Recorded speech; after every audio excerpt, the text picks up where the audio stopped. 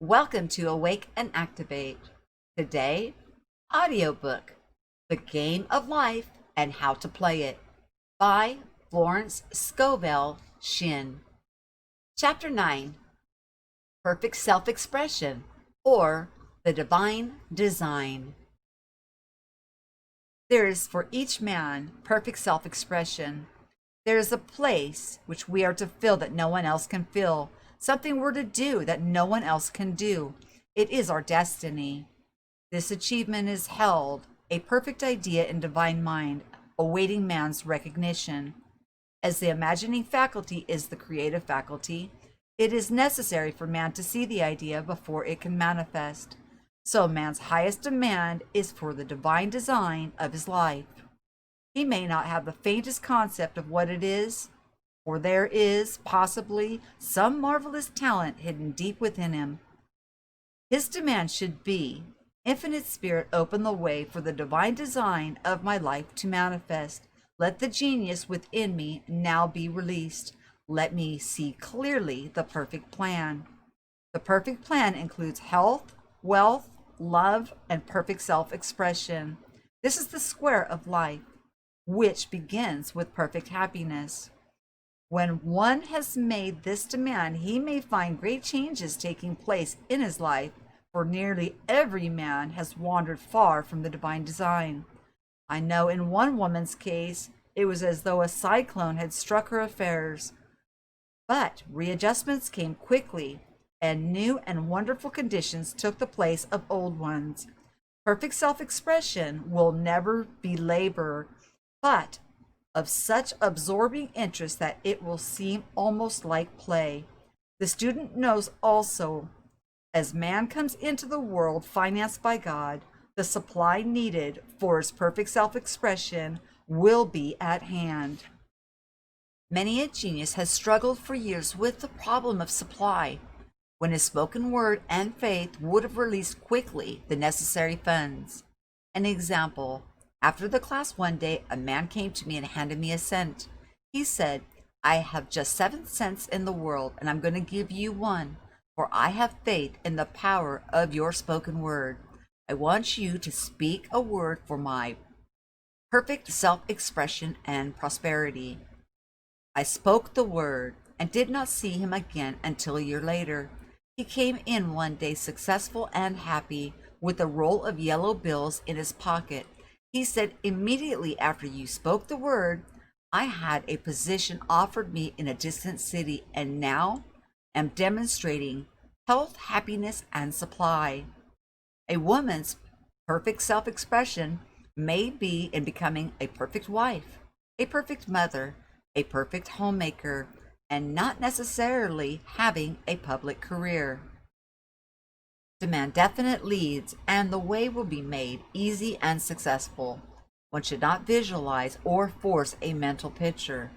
When he demands the divine design to come into his conscious mind, he will receive flashes of inspiration and begin to see himself making some great accomplishment. This is the picture or idea he must hold without wavering. The thing man seeks is seeking him. The telephone was seeking Bell. Parents should never force careers and professions upon their children. With a knowledge of spiritual truth, the divine plan could be spoken for early in childhood or prenatally. A prenatal treatment should be, let the God in this child have the perfect expression.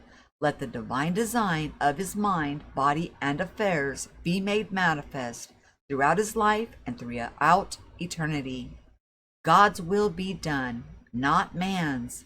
God's pattern, not man's pattern, is the command we find running through all the scripture. And the Bible is a book dealing with the science of the mind.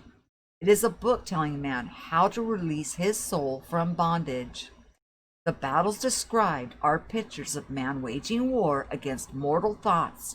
A man's foes shall be they of his own household. Every man is a Jehoshaphat. Every man is David, who slays Goliath with the little white stone. So man must be careful that he is not the wicked and slothful servant who buried his talent. There is a terrible penalty to be paid for not using one's ability. Often fear stands between man and his perfect self-expression. Stage fright has hampered many a genius. This may be overcome by the spoken word or treatment. The individual then loses all self-consciousness and feels simply that he is a vessel for infinite intelligence to express itself through. He is under direct inspiration, fearless and confident, for he feels that it is the Father within him who does the work. A young boy came often to my class with his mother. He asked me to speak a word for his coming examination at school. I told him to make the statement, "I am one with the infinite intelligence. I know everything I should know on this subject." He had an excellent knowledge of history, but was not sure of his arithmetic. I saw him afterwards, and he said, "I spoke the word for my arithmetic and passed with the highest honors, but thought I could depend on myself for the history. I got a very poor mark." Man often receives a setback when he is too sure of himself, which means he is trusting to his personality and not the Father within. Another one of my students gave me an example of this. She took an extended trip abroad one summer, visiting many countries where she was ignorant of the languages. She was calling for guidance and protection every minute, and her affairs went smoothly and miraculously. Her luggage never delayed nor lost. Accommodations were always ready for her at the best hotels, and she had perfect service wherever she went. She returned to New York. Knowing the language, she felt God was no longer necessary, so looked after her affairs in an ordinary manner. Everything went wrong. Her trunks delayed amid inharmony and confusion. The student must form the habit of practicing the presence of God every minute. In all thy ways acknowledge him. Nothing is too small or too great. Sometimes an insignificant incident may be the turning point in man's life. Robert Fulton, watching some boiling water simmering in a tea kettle, saw a steamboat. I have seen a student often keep back his demonstration through resistance or pointing the way. He pins his faith to one channel only and dictates just the way he desires the manifestation to come, which brings things to a standstill. My way, not your way, is the commandment of the infinite intelligence.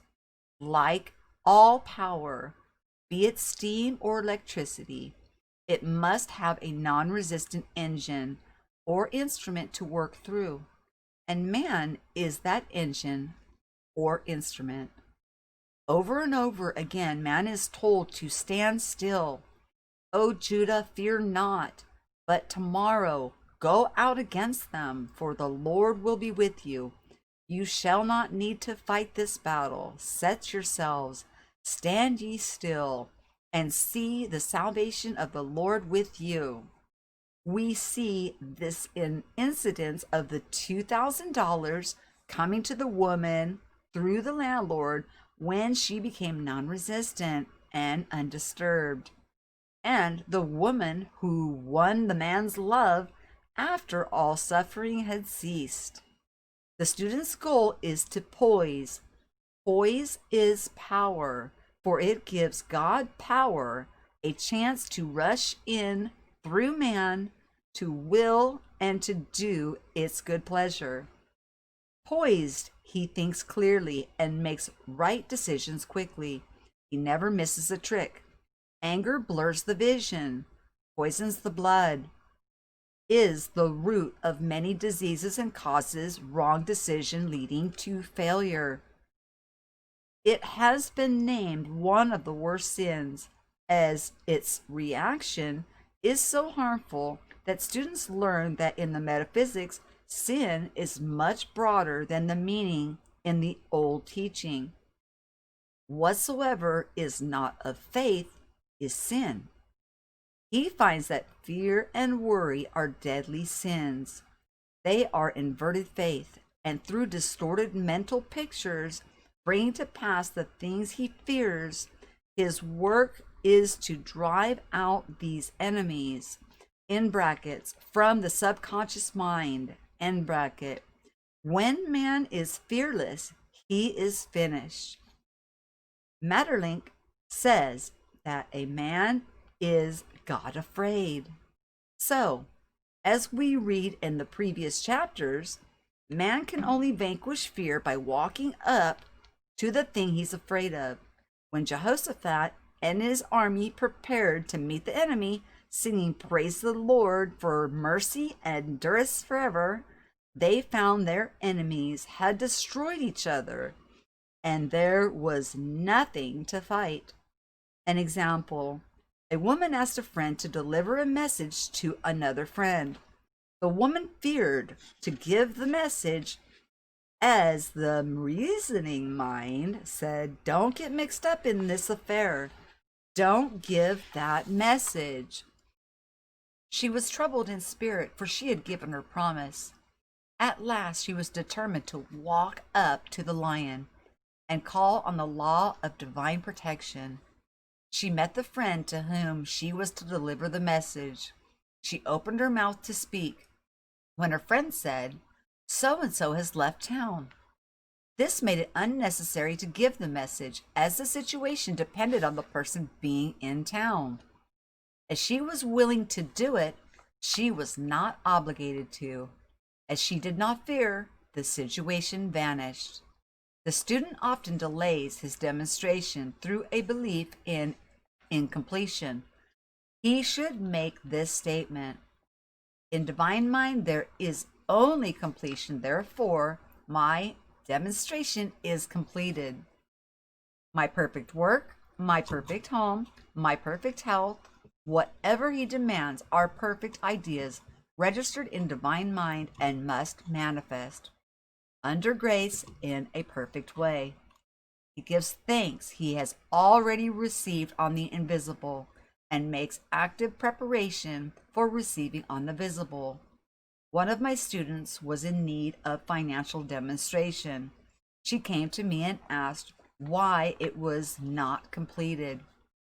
I replied, "Perhaps you are in the habit of leaving things unfinished, and subconscious has gotten into the habit of not completing."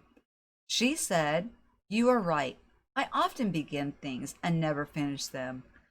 I'll go home and finish something I commenced weeks ago, and I know it will be symbolic of my demonstration."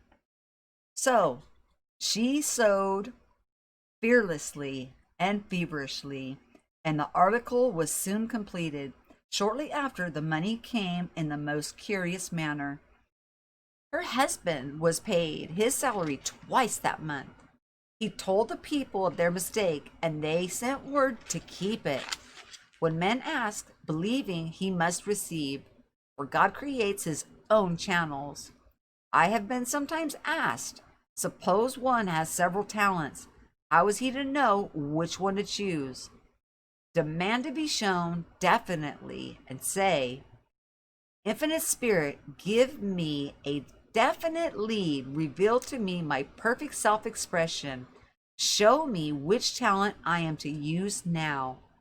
I have known people to suddenly enter a new line of work and be fully equipped with little or no training. So make the statement, "I am fully equipped for the divine's plan of my life," and be fearless in grasping opportunities. Some people are cheerful givers, but bad receivers. They refuse gifts through pride or some negative reason, thereby blocking their channels, and invariably find themselves eventually with little or nothing. An example: a woman had given away a great deal of money, had a gift offered to her of several $1,000s. She refused to take it, saying she did not need it. Shortly after that, her finances were tied up and she found herself in debt for that amount. Man should receive gracefully the bread returning to him upon the water. Freely ye have given, freely ye shall receive. There is always a perfect balance of giving and receiving, and though a man should give without thinking of returns, he violates law if he does not accept the returns which come to him. For all gifts are from God, man being merely the vessel. A thought of lack should never be held over the giver. An example: when the man gave me the 1 cent, I did not say, "Poor man, he cannot afford to give me that." I saw him rich and prosperous, with his supply pouring in. It was this thought which brought it. If one has been a bad receiver, one must become a good one, and take even a postage stamp if it is given him, and open up this channel for receiving.